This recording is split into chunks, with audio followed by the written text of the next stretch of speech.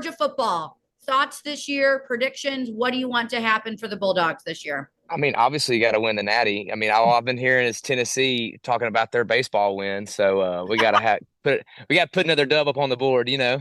I love it. I love it. I'm a sour TCU fan, so I have a hard time Mm, chatting with the what is it? What is it? Horned yeah, the Horned Frogs? Frogs. My mom says Yeah, that's it's it. That's something it. That's it. different, Yeah, but I always might have thought it was this. I, yeah, I'm sorry. Who has a toad as their, I guess, as their mascot? But so you I want to, think there's worse. There's worse. yeah, I think somewhere out in California is like the banana slugs. Like there's some very strange things. So you're wanting another national championship. You said it right here. So when they win, I can come back and said that you called it. Yes. Yes. I love it. But I want to talk with you about growing up in Georgia. I feel like there is a really big surgence of country music artists from Georgia all of the There sudden. are. So, what are some of your favorite memories from Georgia, and how do you feel like that kind of plays out in your music? Honestly, growing up in Georgia and just in Lake Oconee, another place closer. Growing up in Georgia, nothing is cliche about the stuff you hear in songs. Like there's not a thing that we didn't either do before we heard it or we heard it and we tried to do it, if that makes sense. Like the old, Alan Jackson song Chattahoochee, stacking beer cans in the pyramid or packing pyramid of cans in the pale moonlight. Like we might not have done that exactly, but I've swung off a rope swing into the Chattahoochee. I've taken a girl on a date down there and backed the truck up to the river and started. Like everything is just so um true. I mean, I'm at my grandfather's house right now. How do I turn this thing around? I'll show you. I mean, I was fish. That's what I was fishing. That's why I was not. John, my manager called me. He was like, "Hey, you gonna hop on that call?" I said, "I thought it was at 11:30. I got 20 more minutes of fishing time. You know." so yeah, I mean, that's why it's just my dad's up there working on the cows right now. Like it's just things are. It's not something I'm just trying to be. I don't have to slap on a pair of square toes and Wranglers and a cowboy hat and to claim I'm country. You know, I love it. I'm fourth generation on a farm, so and everybody honestly in and around Carrollton too. It's one of them things that's like they there's no there's just no posers around here. Everybody's like everybody's just country. It's I love it. So when you write the song for your next album and it's called 20 More Minutes of Fishing, can I have a songwriting credit on that? Right, right. I feel like I have some good songwriting titles, but I can't songwrite for crap. So I'll leave that to y'all. It's one of them, you know, it's it's like a muscle. Yep. I was just about to say that. But talk to me about how music kind of got intertwined. You said there's no posers here. So I have a feeling you kind of came into music very organically as well. Can you chat with me a little bit about that? Yeah, so the Hicks side of my family is musical. I never met my great grandmother on that, or my dad's uh, great grandmother on that side, but supposedly she could pick up a guitar and play anything. And then my uncle plays and sings in church. His oldest does. His oldest plays and sings in church. His daughter sings and plays in church. I don't know if Jeremy's doing it, but he like is a musician. Matthew, his youngest son, plays he drums in church. So like that definitely that like my uncle and his kids they're all musically talented. My dad can sing and play piano a little bit, and then you know I picked up the guitar early on and was playing in church. So I fell into country music was something that I kind of like. I always listened to it, and being an artist, I like fell into it and found out you could do it. But like playing guitar was just something that we did in church and stuff like that. It just there was always guitar kind of.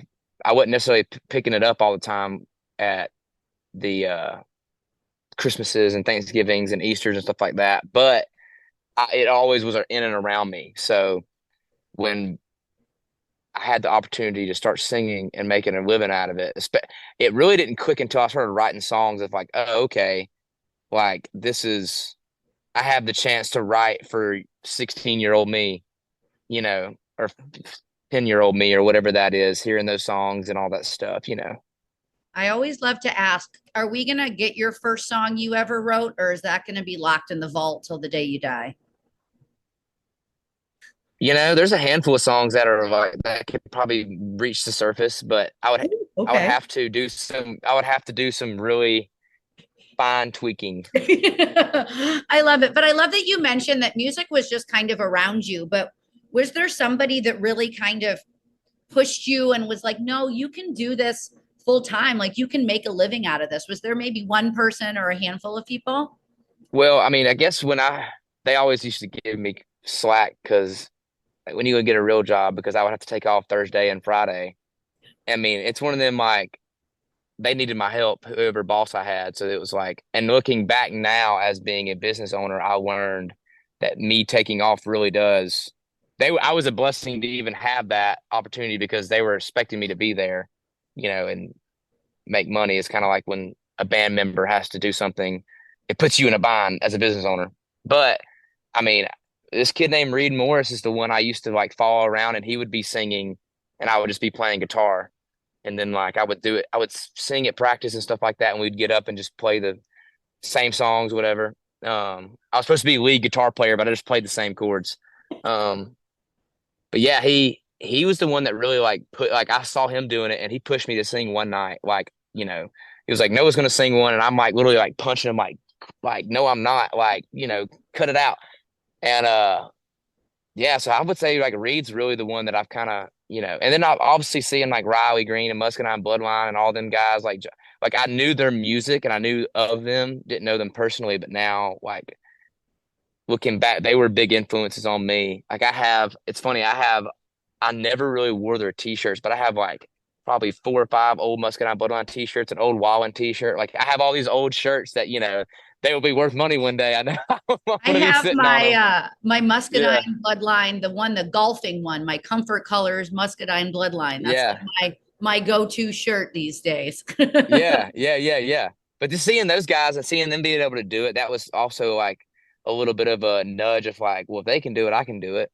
And then like Luke Combs was on Vine. I remember seeing him blow up through Hurricane and stuff like that. And just, you know, it's definitely it's definitely just something that I loved it and I figured out that I could do it. Like it wasn't even like it was a dream of mine as a kid. I started meeting all these other people and I'm like, well, this is fun. They're doing it, you know, and learning the ropes. And I wouldn't say I'm that green, but I still got a lot of learning to do with like, you know, how to like this whole industry works and whatnot. But it's obtainable for anyone, honestly. It's just whether you have the guts to chase it or not. I love it. So, So I know last time we talked a lot about Florida Georgia Line, which oh was yeah. awesome. And I'm still hoping that you throw a Florida Georgia Line cover in your set. I think I held you to that. But I don't think we ever talked about how you ended up in Nashville. How did you end up going from Georgia to Nashville and then like really just staying in Nashville? So I was meeting people on Instagram, and Dylan Marlowe was somebody that I was like texting in like 2017. I think that's when I started messaging him.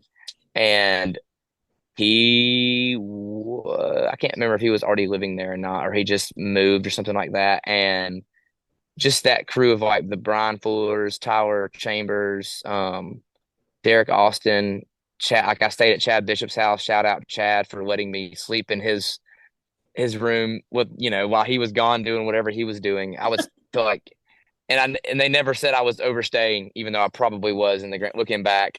But wearing out my welcome. But I mean, just meeting those guys and messaging them and seeing how they're doing it and stuff like that. Just taking advice from people that have already kind of in the game. And me and Dylan shared for a few songs, like 'cause he was using. So I was like, who do you use? How'd you do it? You know, stuff like that. So it's just one of them. I kind of like eased into it, traveling back and forth. You know, shout out to my parents too for letting a 17, 18-year-old run to Nashville and stay for a week without any parental supervision. And you know, yeah, it was, you know, I was being able to run wild and hang out with whatever. It was honestly everything worked out exactly how it was supposed to, since of the people I've met and the stuff I had to go through. and there was a lot of other people that I like that are in Nashville that I was hanging out with. Like, I remember Hayden Kaufman was somebody I was friends with early on. Chapin Leatherwood really let me sleep on his couch a lot. Just people who just, were opening the doors and allow, like, I would just, it didn't matter who it was at this point. If it was a shower and a warm place to, sleep, I was good. I So that's love kind of how it happened. So yeah, it was just whatever opportunity I could take, I would take it. I love it. So let's jump forward a little bit. 60 Yeah. million streams and going. Holy Right. crap. I think when I Yeah, I saw know, right. you, it's been what, 2 years ago now when you were here in Chicago. You were saying, oh, that's a number I want to reach. So now here we are. Why do you think your fans connect so much with your music? Well, that's a good question. I just try to put my real vulnerable self into the song. Um, whether it's a true story that is something I wrote, like, from most everything is technically a true story. I try not to sing about something I haven't necessarily lived, but I just try to put my authentic self and really sell the song and know that, if it's a sad song, you got to sing it with conviction. You know what I'm saying? And, I think I've just been blessed and to be able to have the songs come to life. I've been able to only have had one song that's out that I didn't write, and that was my very first one. So, and I'll have a couple outside cut songs coming up. But it's like I still write every day, and I still get to. That's how I can control my, like they say, control what you can control. So as a songwriter artist, and like being, it's really shout out to my publisher for putting me in those songwriting rooms, and shout out to my producer, Jeremy Stover, Taylor's publisher, and Jeremy's the producer. Just being able, the things that they could, like, they set me up with the write with Rhett, but we obviously, me and Rhett and Jeremy wrote the song, but it's just all the things together, if that makes sense. All, like, I wouldn't have been able to even have that right without my publisher or without Jeremy. And, just they have opened so many doors to be able to write with legit people that are, obviously, you get the par of song, like the good enough songs, but also it's people that I've, like, good people to learn around, or whatever, if that makes sense, to learn and just grow off them. That's a good question, because I sometimes I don't really know, because I'll see people and they tell me how far they've driven or flown, and I'm just like, Huh? Yeah. yeah, I'm literally just like, for me, do I need to help pay some gas to get back? Like, you know what I'm saying? I'm like, Where's my tip jar? Yeah. yeah, I'm just like, golly, that's crazy that, I'm even able to do this full time. It's literally living the dream. It's kind of pinch me moments, especially with the new label stuff. I'll sit around and meet all the people and have a meeting, and I'm just like, it's just crazy to This think isn't a about that. chicken farm anymore. Yeah. No, and it's not a joke. It's not a joke anymore. It's a legit business, and it's crazy. It really is. It's honestly out of this world. I love it. I love it. I still pinch myself. I always joke that you, Thomas Rhett, and Rhett Akins need to take like a fake Christmas family photo card together and send it out to people and be like, wait, they're not all related. Yeah. Right? I would do that. That would be hilarious. Grow my hair out a little bit. I know. I think it would be funny, but I want to talk with you about Dirt Road Dirt with Justin Moore. When Yes. that came on my radar, I was just so excited that you were able to collab with someone so exciting, but then have it really sound so authentic, to the point where there were points in the song I couldn't tell who was singing, and I kind of Yeah. had to, like, sit down and listen to it a couple of times. So chat with me about working with Justin and how that kind of came to be. Well, we share a producer, so that's definitely how his vocal was very easily obtained. I guess you say, I say easily, but it was, that Jeremy did that. Yeah. Um, but I wrote the song with me, Jordan Mitten, and Zach Obend, and yeah, it was just one of them. Features is something that's the name of the game in the music industry, and Justin's obviously have been a hero of mine from the very start, from the very first song I ever heard, "A Small Town USA." And it's cool, full circle, that Jeremy wrote that song and produced all of Justin's stuff, and now he's the sonic sound that I would like to have through the speakers that Justin had his whole career is now what I'm able to Yeah. have and the quality. But yeah, it was one of them. I just honestly I knew that song was gonna happen. And I got sent one day, Jeremy just sent me a mix with Justin's vocal on it. And I was just like, holy crap, this is it. This is legit. And yeah, I just went back in and added a few things just to make it mesh a little more, whatever that is. And it's here now. It's kind of it's honestly just crazy. It's just like I said, it's so full circle just to know that he's somebody that I rode around to and listened to heavily back in the day. And with all of my buddies or by myself or taking a girl on a date, whatever it is, all the songs. And now I get to have that. And I get to write, and it's a song that I wrote Yes. for a message that I want to say too. Like, it's not, you can call it what you want, but like, I'm not doing this for anybody but the people that live out the small town life or want to live out the small town life. I love it. So Are we going to get like a live performance of the two of you in the future? Is that a goal potentially, yeah. that works? Oh Okay. yeah. Oh yeah. That'll be something that could happen. Y'all ought to bombard Justin's team and say that. I'll 'Cause I know call him up right now. Let's get him on yeah, the right, phone. Yeah. right. Because I know I got a lot of stuff coming up. So I mean, not that I don't want to, move on and forget. I just got some big stuff coming, some big songs. So yeah, it's one of them. Not saying that Dirt Rose Dirt wasn't a big song. It's a huge song, but I just got some real cool stuff down the pipeline. I So love it. I love it. Let's talk about the stuff that's down the pipeline. I know you can't tell me too much, but what can you tell me without getting into any trouble? um that songs are literally the best that they're the best. I mean, I try to release obviously the best songs, but the ones that are at least the next three are gonna be so good and so relatable and so